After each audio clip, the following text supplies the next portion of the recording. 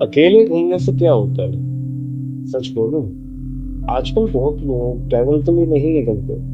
वो बस इस काम भरी जिंदगी से थोड़ी देर के लिए दूर भागना चाहते हैं। इसलिए कुछ लोग अचानक से बाइक उठाते हैं, फोन साइलेंट करते हैं और बिना किसी प्रॉपर प्लान के निकल जाते हैं, वो भी अकेले।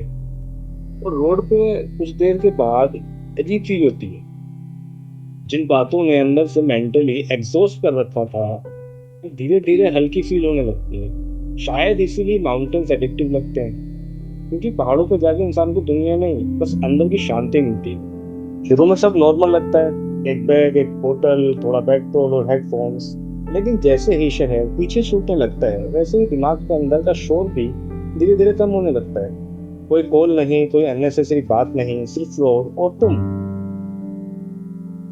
और शायद इसी मोमेंट पे इंसान को रियलाइज होता है कि वो कितना मेंटली ओवरलोडेड था। हम रोज रील्स, मैसेजेस, कंपैरिजन में इतना बिजी होते हैं कि हम खुद की आवाज सुनना ही भूल जाते हैं। और अकेले ट्रेवल करते वक्त सबसे पहले वही आवाज वापस आती है। साइकोलॉजिकली देखा जाए तो इंसान को सिर्फ रेस्ट की नहीं, मेंटली एस्केप की भी जरूरत होती है, क्योंकि same room, same routine, same stress दिमाग को स्लोली हैवी बना देता है। और तब एक रैंडम रोड ट्रिप भी थेरेपी जैसा फील होने लगता है।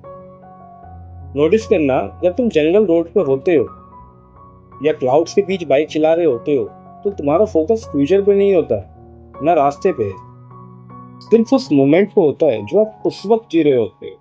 और इसी वजह से ट्रैवल मेंटली एडिक्टिव लगता है, क्योंकि बहुत कम मोमेंट्स होते हैं लाइफ में जहाँ इंसान ओवर थिंकिंग बंद करता है। और एक और डेंजरस चीज होती है, अकेले ट्रैवल करते वक्त इंसान अपने रियल पर्सनैलिटी के क्लोज आता है, क्योंकि वहाँ इम्प्रेस करने के लिए कोई नहीं होता। तब ना फेक स्माइल बचती है, ना फेक कॉन्फिडेंस बचता है, सिर्फ असली थॉट्स। और ऑनेस्टली बहुत लोग इस स्टेज तक पहुंचना ही अवॉइड करते हैं। अकेले घूमने का सबसे बड़ा इफेक्ट व्यूज या फोटोज नहीं होते। सबसे बड़ा इफेक्ट होता है सेल्फ रिस्पेक्ट। क्योंकि जब तुम अननोन जगह पे खुद मैनेज करते हो, खुद पे डिसीजन लेते हो, खुद एक्सप्लोर करते हो, तो दिमाग को एक सिग्नल मिलता है, मैं अकेला भी हैंडल कर सकता हूँ चीजों को। और ये फीलिंग बहुत पावरफुल होती है। इसलिए बहुत से लोग ट्रेवल करने के बाद मेंटली ज्यादा काम होने लगते हैं, क्योंकि उन्होंने रियलाइज कर लिया होता है दुनिया बहुत बड़ी है, और हम जिस चीज पे इतना स्ट्रेस ले रहे थे वो शायद लाइफ का सिर्फ एक छोटा सा पार्ट था। और एक और इंटरेस्टिंग चीज ये है, जब इंसान नेचर के बीच होता है तो उसका ईगो ऑटोमेटिकली थोड़ा साइलेंट हो जाता है। माउंटेन्स के सामने खड़े होकर इंसान को अपनी प्रॉब्लम्स भी थोड़ी छोटी नजर आने लगती हैं। शायद इसीलिए लोग पहाड़ों में जाना बार बार पसंद करते हैं। लेकिन सच बोलूं, अकेले ट्रेवल करना हमेशा एस्थेटिक नहीं होता है। कभी कभी बहुत लोनली भी लगता है। कभी भी सनसेट को देखकर मन करता है कि काश कोई और भी होता है यहाँ।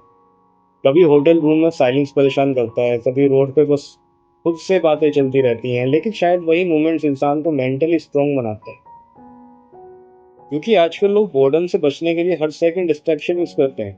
और अकेले ट्रैवल में डिस्ट्रैक्शंस कम हो जाता है, तो इंसान को खुद को फेस करना पड़ता है। और ऑनेस्टली ये अनकंफर्टेबल है, लेकिन पावरफुल भी। फनी थिंग ये है कि सोलो ट्रिप्स में हमेशा लग्जरी मोमेंट्स याद नहीं रहते। याद रहता है वो कोल्ड हवा, वो चाय, वो एम्प्टी रोड, वो रैंडम गाना, वो पहाड़ों का फर्स्ट व्यू। क्योंकि कुछ जगह फोटोज में अच्छी नहीं लगती, वो बस फील होती है।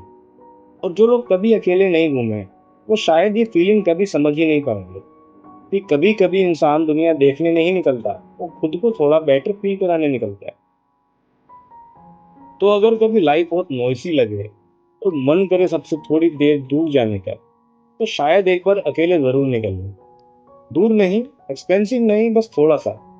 हो सकता है तुम्हें कोई मैजिकल आंसर ना मिले, लेकिन हो सकता है तुम थोड़ा हल्का फील करो। और कभी कभी इंसान को बस उतना ही चाहिए होता है।